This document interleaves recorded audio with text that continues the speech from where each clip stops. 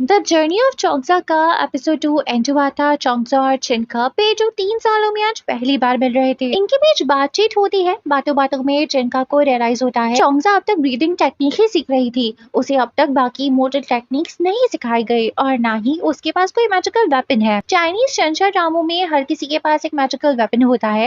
ये वेपन जरूरी नहीं कि स्वॉर्ड ही हो, फैन या कुछ भी हो सकता है। तो चौंगसा के पास अब तक कोई मैजिकल वेपन नहीं है। इन मैजिकल वेपन से इमोर्टल्स हवा में प्लेन की तरह ट्रैवल कर पाते हैं। तो चिनका चौंगसा को नानवा की पहाड़ियों को घुमाने के लिए अपनी स्वॉर्ड पे ट्रैवल करवाता है। ये दोनों इमोर्टल फ्रूट फॉरेस्ट में लैंड करते हैं। चिनका बता रहा होता है कि इस फॉरेस्ट में मौजूद फ्रूट्स इमोर्टल्स की स्पिरिट पावर को बढ़ा देते हैं।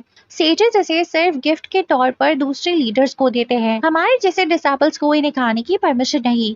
पर चौंगसा ये सब सुनने से पहले ही एक फ्रूट निकाल लेती है। यहाँ फॉरेस्ट में जिन इमोर्टल्स की ड्यूटी लगाई थी वो आ जाते हैं, इसलिए चिनका चौंगसा को छुपाकर वहां से ले जाता है और पैट्रिक हॉल के पास ले आता है। चौंगसा चिनका को बोलती है कि उसे डरने की जरूरत नहीं है, अगर चौंगसा ने गलती करी है तो वो एक्सेप्ट भी करेगी, चिनका का नाम नहीं आने देगी। इतने में यहाँ म्याओयुआन आ जाती है जो देख लेती है कि चौंगसा ने वो फ्रूट को उठाया हुआ है। इसलिए वो चौंगसा को डांटती है और बोलती है कि तुम्हें अब तक बेसिक रूल्स भी नहीं आते, और उसे पनिश करने के लिए पैट्रिक हॉल में ले जाती है। चौंगसा गुस्से में आ जाती है जिसके नतीजे में उसके अंदर से इविल ब्रीड निकलने लगती है। पर मोयून यहाँ आकर उसे कंट्रोल कर लेता है। चिनका मोयून के सामने बोलता है कि ये सब मेरी गलती है, मुझे चौंगसा को इमोर्टल फॉरेस्ट बिना परमिशन के नहीं ले जाना चाहिए था। मोयून चिनका को कोई ज्यादा सजा नहीं देते हुए बस बुक्स कॉपी करने बोलता है।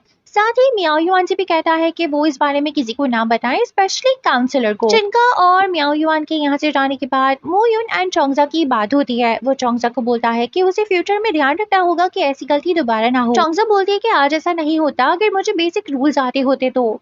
नानुआ के हर डिसेबल्स को इस बारे में पता था सिवाय मेरे। मैं तो कभी पैट्रिक हॉल के अंदर भी नहीं गई।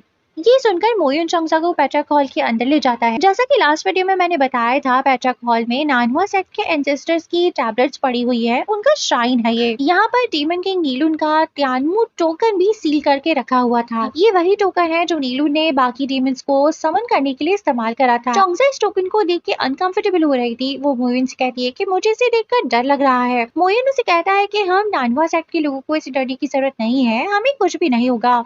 चौंगसा वापस चौंगवा लौट जाती है। आज के इंसिडेंट के बारे में यिनफान को भी पता चल चुका था। वो बस थोड़ा ही गुस्सा होता है, देन बोलता है कि चौंगसा उसकी डिसाइपल है और नानुआ में ऐसी कोई चीज नहीं जो चौंगसा को नहीं मिल सकती। चौंगसा यहाँ शिकायत करने लगती है कि सेज टेंची और काउंसलर ने तो अपने डिसाइपल्स को स्पेल्स भी सिखाए हैं और मैजिकल वेपन्स भी दिए हैं, पर मेरे पास तो अब तक कुछ भी नहीं है। जिस पर यिनफान उसे शांत करवाने के लिए इंसानी दुनिया से लाई हुई मिठाई देता है और फिर कहता है कि टेंची और काउंसलर ने अपने डिसाइपल्स को स्पेल्स इसीलिए सिखाए हैं क्योंकि एक ना एक दिन वो उन्हें छोड़कर चले जाएंगे तो उन्हें स्पेल्स की जरूरत पड़ेगी, पर तुम तो मुझे छोड़कर कभी भी नहीं जाओगी और हमेशा मेरे साथ ही रहोगी। यिनफान ऐसे ही चौंगसा को बता लेता है और इसी नहीं पर खत्म हो जाता है। रात में जब चौंगसा सो रही थी, उसे सपने में त्यानमू टोकन नजर आता है जिसमें से हंसने की खतरनाक आवाजें आ रही थी, जिसे डर के चौंगसा की आंख खुल जाती है। यहाँ सेज टेंची विजिट देता है। टेंची का असली नाम यूदू है। दोनों टेंची और यिनफान साथ में फिशिंग करते हैं। इनकी चौंगसा को लेकर बातचीत होती है जिस पर यूदू बोल रहा होता है कि चौंगसा को यहाँ पे अब तक कोई स्पेल्स नहीं आते हैं, जबकि उसके साथ आए हुए दूसरे लोग अब तक काफी कुछ सीख गए हैं। अगर ऐसे ही हुआ तो चौंगसा नानुआ में आगे नहीं बढ़ पाएगी। जिस पर यिनफान कह रहा है कि तुम ही लोग तो चाहते थे कि मैं चौंगसा को कोई स्पेल्स ना सिखाऊं। यूदू बोलता है, हाँ, अगर चौंगसा में इविल ब्रीड नहीं होती तो आज हम चौंगसा को भी स्पेल सिखा पाते। और फिर यिनफान को सजेस्ट करता है कि उसे कोई और डिसाइपल्स भी ले लेने चाहिए, अदरवाइज इनफान के उन कमाल के स्पेल्स को कोई भी नहीं सीख पाएगा। बट इनफान कहता है कि चौंगसा के अलावा उसे और कोई डिसाइपल नहीं चाहिए। वहीं चौंगसा यहाँ की एक जंगल में बैठकर इनफान के लिए पैंडेंट बना रही थी, पर यहाँ एक डीमन बीस्ट अपेयर हो जाता है जो काफी बड़ा और लायन जैसा था। उस बीस्ट के अटैक की वजह से चौंगसा का बनाया पेंडेंट गिर जाता है और चौंगसा को बहुत गुस्सा आता है, तो वो अपनी इविल ब्रीड बाहर निकाल लेती है। बट उसे याद आता है कि इनफान ने किसी को भी नुकसान पहुंचाने से मना करा था, इसलिए चौंगसा अपनी इविल ब्रीड को कंट्रोल करती है। लेकिन ये लायन फिर भी उस पर हमला करने आगे बढ़ा, जिसे इनफान ठीक वक्त पे आकर रोक देता है और फिर उस लायन को छोटा कर देता है। देन चौंगसा को बताता है कि ये एक डीमन बीस्ट है जिसे मैंने माउंटेन को गार्ड करने के लिए रखा हुआ है। वो उस पेंडेंट को भी देखता है जो चौंगसा ने उसके लिए बनाया था और इम्प्रेस होता है। बाद में चौंगसा भी इनफान के साथ यूडू से मिलती है। वहीं इनफान चौंगसा को बताता है कि वो इस बात से खुश है कि चौंगसा ने अपनी इविल ब्रीड को कंट्रोल करा। और उस बीस्ट को नुकसान नहीं पहुंचाया। चोंगसा बताती है कि वो एक बार मोर्टल वर्ल्ड यानी इंसानों की दुनिया में एक वाइट कलर के कपड़े पहने इमोर्टल से मिली थी, जिसने भी चोंगसा को यही कहा था कि उसे किसी को भी हर्ट करने का ख्याल दिल में नहीं लाना चाहिए। वो बताती है कि मैं नानवा में मिस्टर वाइट से इम्प्रेस होकर ही आई थी। चोंगसा असल में बुफू के बारे में बात कर रही है, पर उसे बुफू का असली नाम नहीं पता, इसलिए वो उसे मिस्टर वाइट कहकर बुलाती है। वो इन्हें उस जादू के बारे में बताती है जो बुफू ने इसके हाथ पे छोड़ा था, जो अचानक से गायब हो गया। ये लोग उसे पूछते हैं कि क्या तुम्हारे मिस्टर वाइट ने कोई स्वॉर्ड उठाई हुई थी, जिस पर ये बताती है कि नहीं, और वो बस वाइट ड्रेस में था और उसके पास कोई स्वॉर्ड नहीं थी। यूडू और इरफान समझ जाते हैं कि चोंगसा बुफू की बात कर रही है, लेकिन उसके सामने ऐसे ही रिएक्ट करते हैं जैसे ये लोग जानते ही नहीं कि चोंगसा किस इमोर्टल के बारे में बात कर रही है। चोंगसा को बस इतना बोल देते हैं कि इमोर्टल्स का जादू तब तक खत्म नहीं होता जब तक कि वो मरना चाहे। चोंगसा पूछती है कि क्या इमोर्टल्स भी मर जाते हैं, जिस पर यूडू बताता है कि इमोर्टल्स का मरना मुश्किल है, लेकिन अब दुनिया में डीमन किंग वांजिया अपीयर हो गया है, जो बहुत सारे लोगों को ऑलरेडी मार चुका है। उसके पास नीलुन की स्वॉर्ड है जो कि बहुत पावरफुल है और उसे इमोर्टल्स भी मर सकते हैं। वहीं हमें बुफू को दिखाया जाता है जो अब मिस्टर वाइट नहीं रहा, वो काले कपड़े पहनने लग गया है। अब इसे सब लोग बांझा कहकर बुलाते हैं। जो बुफू पहले चंगशांग पैलेस का डिसाइपल हुआ करता था, अभी वहीं के कुछ इमोर्टल्स उसे ट्रैक कर रहे थे। ये लोग उसे नीलून की स्वॉर्ड को हैंड ओवर करने बोलते हैं, पर वांजा इन्हें कहता है कि इन सब में इतनी हिम्मत नहीं और सबको जादू से गिरा देता है। वो इन सबको यहाँ से चले जाने को बोलता है। ये लोग जाने के लिए तैयार ही नहीं थे। सब मिलकर वांजा के इर्द गिर्द एक पावरफुल फॉर्मेशन बनाकर उसे ट्रैप करने की कोशिश करते हैं, पर वांजिया ये स्पेल आसानी से तोड़ देता है नीलून की स्वॉर्ड की मदद से। वांजिया अब इस स्वॉर्ड को कंट्रोल नहीं कर पा रहा था। वो इन सबको भागने कहता है क्योंकि वो किसी को भी नुकसान नहीं पहुंचाना चाहता था, पर ये लोग अभी भी नहीं भागते, तो वो स्वॉर्ड वांजा पे भारी हो जाती है और उस वजह से इन इमोर्टल्स को ज्यादा लग जाता है। सीन अब फिर से इमोर्टल पैलेस शिफ्ट होता है, जहाँ चोंगसा अभी भी इस बात को लेकर दुखी थी कि इनफान उसे स्पेल्स नहीं सिखा रहा। उसे डर था कि कहीं फ्यूचर में इनफान किसी मुसीबत में फंस गया तो ये उसे बचा नहीं पाएगी, क्योंकि इसे तो कोई स्पेल्स ही नहीं आते। वो अपनी इंसानी दोस्त दुओ को भी मिस कर रही थी, तो इरफान उसे खुश करने के लिए इंसानों की दुनिया में ले जाता है। वहाँ वो दुओ को बहुत ढूंढती है पर उसे वो कहीं नहीं मिलती, तो ये दोनों चोंगसा और इरफान एक रेस्टोरेंट में चले जाते हैं, जहाँ चोंगसा अच्छी डिशेस ट्राई करती है और इरफान वाइन पी रहा होता है। चोंगसा भी उसे वाइन पीने की परमिशन मांगती है। इरफान चोंगसा को वाइन पीने देता है और कुछ ही देर में वो ढेर सारी वाइन्स की बोतल पी जाती है और थोड़ी नशे में आ जाती है। उसे रेस्टोरेंट में एक आदमी नजर आता है जो कि एक लड़की को जबरदस्ती वाइन पीने कह रहा था और उसके साथ बदतमीजी भी कर रहा था। चोंगसा उसके पास जाती है और उसे सबक सिखाने की कोशिश करती है। उसे लगता है कि वो इस आदमी की पिटाई कर रही थी, जबकि इरफान दूर बैठा स्पेल यूज करके इस आदमी को परेशान कर रहा था। वो आदमी वहां से सॉरी बोलकर और पैसे देकर चला जाता है। चोंगसा वो पैसे उस लड़की को दे देती है जिसे वो वाला आदमी परेशान कर रहा था। ये लड़की असल में चोंगसा की वही वाली दोस्त दुओ थी, लेकिन चोंगसा नशे में होने की वजह से उसे पहचान ही नहीं पाती और दुओ भी उसे नहीं बताना चाहती कि वो कौन है, क्योंकि इस वक्त उसकी जिंदगी में कुछ भी अच्छा नहीं चल रहा था और वो ये सब बता के चोंगसा को परेशान नहीं करना चाहती थी। अब चोंगसा फिर से इरफान के पास जाकर बैठ जाती है। यहाँ वांजा भी रेस्टोरेंट के गेट के पास से गुजरता है, जिसे इरफान देख लेता है और उसका पीछा करता है। चोंगसा रेस्टोरेंट के बाहर चली जाती है, पर उसे इरफान नहीं मिलता, बल्कि वांजिया उसे देख लेता है और उसका गला दबाकर पूछता है कि तुम कौन हो। वांजिया ने हुड से अपना सर कवर किया हुआ था, इसलिए चोंगसा उसे पहचान नहीं पाती। वो कहने लगती है कि मैं इरफान की डिसाइपल हूँ। मेरे मास्टर को पता चला कि तुमने मुझे तकलीफ पहुंचाई है, तो वो तुम्हें नहीं छोड़ेंगे। वांजिया इरफान का नाम सुनते ही अपना हाथ चोंगसा के गले से हटा देता है। उसे चोंगसा पर से डर के हाथ नहीं हटाया था, बल्कि इसीलिए हटाया था क्योंकि वो इरफान को जानता है और इरफान उसका अच्छा दोस्त हुआ करता था जब वो बुफू था। ये इरफान को पता था कि ये वांजा एक एचू बुफू है, इसलिए वो इसे अपने साथ चलने को बोलता है, लेकिन वांजा मना करके वहां से चला जाता है। चोंगसा और इरफान वापस से नानवा चले जाते हैं। अब इरफान काउंसलर और यूडू चोंगवा पैलेस के ही एक रूम में बात कर रहे होते हैं। इसी बारे में इरफान उन्हें बता रहा होता है कि वो जब इंसानों की दुनिया में गया था तो उसका सामना वांजा से हुआ था। काउंसलर बताता है कि उसे खबर मिली थी कि वांजा ने चंगशांग पैलेस के बहुत सारे डिसेबल्स को गहरा नुकसान पहुंचाया है। वो ये भी बताता है कि वांजिया इस वक्त खरन को ढूंढ रहा है। खरन वांजिया की तब जूनियर थी जब ये दोनों चंगशांग पैलेस के डिसेबल्स थे। माना जा रहा है कि बुफू ने चंगशांग पैलेस के लीडर यानी खुद के टीचर और 3000 इमोर्टल्स को मार दिया था। उसने नीलून की स्वॉर्ड उठा ली और खुद डीमन किंग वांजिया बन गया। कुछ दिन बाद मास्टर जुओ, जो कि एक दूसरे सेक्ट चिंगवा के लीडर हैं, उनका बर्थडे सेलिब्रेशन रखा गया है। सारे इमोर्टल्स उस बर्थडे सेलिब्रेशन में जाएंगे। ये लोग मास्टर जुओ के बर्थडे का ओकेजन यूज करने वाले हैं। खरन वहीं पर कैद होगी। अगर वांजिया उसे बचाने आ गया तो ये लोग उसे आसानी से पकड़ लेंगे। इरफान कहता है कि नानुआ से मैं मास्टर जुओ के बर्थडे में जाऊंगा, क्योंकि मैं वांजिया को ज्यादा अच्छे से जानता हूँ। एज वी नो, जब वांजिया बुफू हुआ करता था, इरफान उसका अच्छा दोस्त था। काउंसलर मान जाते हैं और फिर डिस्कशन होता है कि इरफान जब तक यहाँ नहीं होगा चोंगसा का क्या करेंगे, जिस पर यिनफान कहता है कि मैं उसे कुछ स्पेल सिखाकर जाऊंगा जिससे वो खुद को प्रोटेक्ट कर पाएगी। काउंसलर इस बात पे भड़क जाते हैं और कहते हैं कि चोंगसा को स्पेल्स नहीं सिखाए जा सकते वरना वो तबाही ले आएगी। युदू भी बोलता है कि चोंगसा को यहाँ से दूर भेजना चाहिए, उसे कोई परेशान नहीं करेगा। चोंगसा जो ये सब सुन लेती है अंदर आ जाती है और बोलने लगती है कि वो यहाँ से कहीं नहीं जाने वाली। वो बढ़ा चढ़ा के बोलती है कि इरफान के लिए मुझे बहुत ज्यादा काम करना पड़ता है, वो मेरे बिना नहीं रह पाएगा। इरफान भी कहता है कि चोंगसा ये पूरा चोंगवा पैलेस मैनेज करती है। वो डिसाइड करता है कि मास्टर्स वो के बर्थडे में वो चोंगसा को भी अपने साथ ले जाएगा।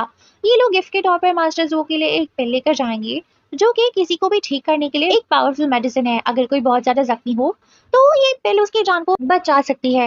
इरफान इस पिल को संभालने की जिम्मेदारी चोंगसा को दे देता है। अब ये दोनों अगले दिन मास्टर्स वो के बर्थडे में जाने के लिए निकल जाते हैं और वहां जाने के लिए ये लोग मोर्टल वर्ल्ड यानी इंसानों की दुनिया से गुजरते हैं।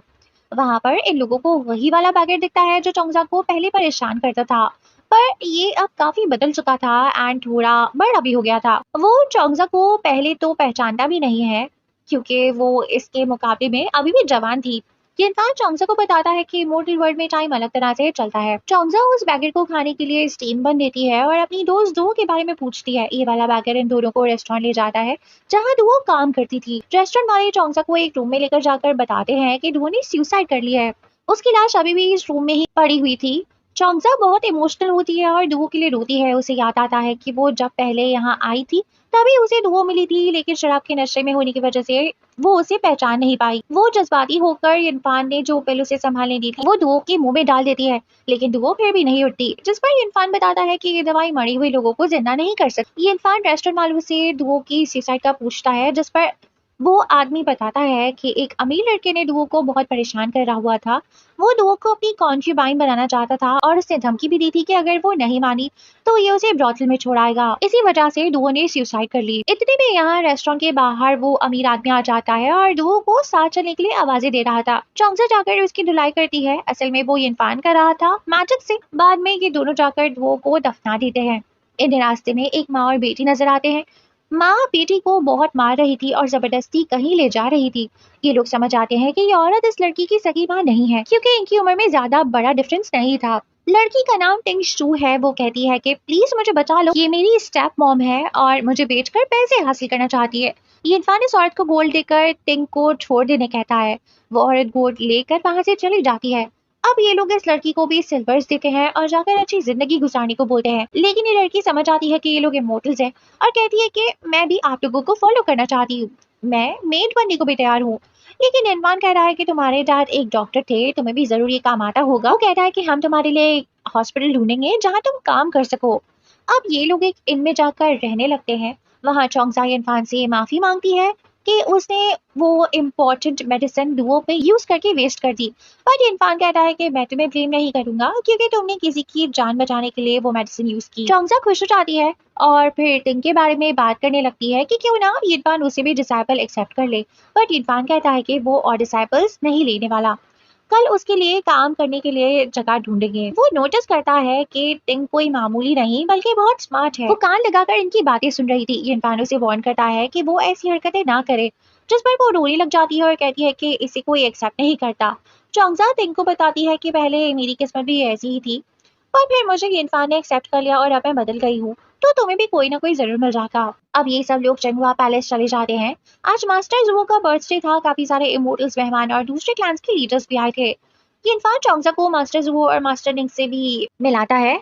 मास्टर जुओ का तो बर्थडे है आज और ये उन्हीं का घर है, और मास्टर निंग अब चंगशांग पैलेस के न्यू लीडर है। ये वही वाला पैलेस है जहाँ से बुफू या फिर वांजियांग बिलोंग करता है। मास्टर जुओ अपने डिसाइपल से कहता है कि वो चोंगसा को पैलेस घुमा लाएं क्योंकि वो यहाँ पहली बार आई है। वहीं निंग भी अकेली ही घूम रही थी। यहाँ एक लड़का आता है जिसका नाम जू हाउ है और ये मास्टर जो का बेटा है। वो निंग को चोंगसा समझ लगता है और कहता है कि तुम्हारे चर्चे हर जगह फैले हुए हैं कि तुम यिनफान की इकलौती डिसाइपल हो। यहाँ चोंगसा निंग को बचाने आ जाती है क्योंकि उसे लगता है कि जुआओ उसे परेशान कर रहा है। निंग जुआओ को बताती है कि ये चोंगसा है और यही इरफान की डिसेबल है, मैं नहीं। जुआओ के हाथ में हमेशा एक फैन होता है जो कि उसका मैजिकल वेपन है। ये फैन जब जुआओ चाहे स्वॉर्ड में तब्दील हो सकता है। वो चोंगसा का हाथ पकड़ के उसे उठाकर पहाड़ों में ले जाता है। और जिद करता है कि वो इसे स्वॉर्ड फाइटिंग का कंपटीशन करे। चौंसा को तो स्वॉर्ड चलाना आती ही नहीं थी, तो वो मना कर देती है। जुहा उसका हाथ छोड़ देता है। उसे लगता है कि चौंसा अपनी स्वॉर्ड पे उड़ते हुए खुद को बचा लेगी, बट चौंसा तो पानी में गिर जाती है और उसे तैरना भी नहीं आता। जुहाव समझ आता है कि चौंसा को तैरना नहीं आता, इसलिए वो भी पानी के अंदर जाकर चौंसा को बचा लेता है। चौंसा बाहर आकर जुहाव से बहुत लड़ाई करती है और ये भी बताती है कि मुझे मैजिक करना या स्वॉर्ड फाइटिंग करना नहीं आता। जुहाव चौंसा की ब्यूटी एंड स्टाइल से बहुत इम्प्रेस हो जाता है। वहां पे यिनफान आ जाता है, जो जुहाव के वहां से जाने के बाद चौंसा को एडवाइस देता है कि उसे ऐसे दोस्त बनाने चाहिए, बट चौंसा कहती है कि उसे तो बस यिनफान के साथ ही रहना है। ऑल्सो उसे जुहाओ पसंद भी नहीं। अब दोबारा से मास्टर जुहो के बर्थडे सेलिब्रेशन को दिखाते हैं, जहाँ पर सारे गेस्ट बैठे हुए थे। यहाँ मास्टर जुहो गुस्सा हो रहे थे कि अब तक उनका बेटा जुहाओ गेस्ट को ग्रीट करने क्यों नहीं आया। इतने में यहाँ जुहाओ एंटर होता है एंड जाकर नीचे बैठकर अपने फादर को ग्रीट करता है। उसकी बैग पर चौंसा ने उसे ट्रिक करके टर्टल बना दिया था, जो सबको दिखाई दे रहा था। आज के लिए इन सब की सीन को यहीं पर पॉज करते हैं और आते हैं वांजिया पे। वांजिया को दिखाते हैं जो एक बंजर सी जमीन पे बैठा सितार बजा रहा होता है, जहाँ उसे वांग यू विजिट देता है। वांग यू के बारे में भी बता दूं, ये करंट डीमन किंग है, लेकिन जो नीलून की स्वॉर्ड है वो वांजिया के पास है, तो इसीलिए इस वक्त वांजिया ही डीमन वर्ल्ड में सबसे ज्यादा पावरफुल है।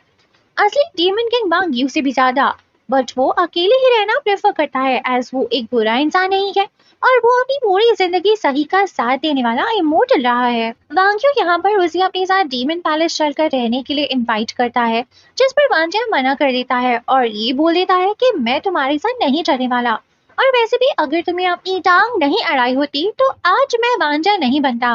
अब हमें पास्ट के उस सीन को दिखाते हैं जहाँ वांजिया जो बुफू था, अपने चंगशंग पैलेस में कुछ डिसाइपल्स के साथ बैठकर नीलू की स्वॉर्ड को काबू करने की कोशिश कर रहा था, बट वो स्वॉर्ड कंट्रोल कर पाना आसान नहीं था। अचानक से चंगशंग पैलेस में डीमंस घुस बैठते हैं और काफी सारे डिसाइपल्स को मार देते हैं।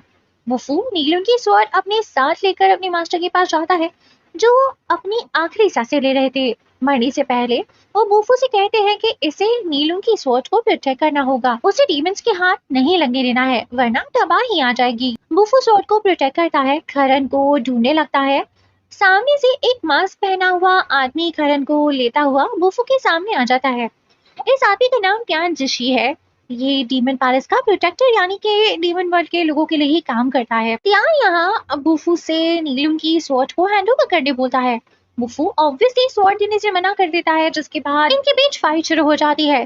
त्यान का मैजिकल वेपन एक अम्ब्रेला है। दोनों हवा में उड़ते हुए फाइट कर रहे थे। मुकाबला 50-50 का चल रहा था, लेकिन फिर त्यान जीजी बुफू को ओवरपावर कर देता है। त्यान कहता है कि अगर तुम अपनी और करण की जान बचाना चाहते हो तो ये स्वॉर्ड मेरे हवाले कर दो, मगर बुफू मना कर देता है। वो खुद ही नीलून की स्वॉर्ड को अनलीश कर देता है। नीलून की स्वॉर्ड में से भी आवाजें आती हैं कि एक मामूली सा इमोर्टल मुझे कंट्रोल कैसे कर सकता है।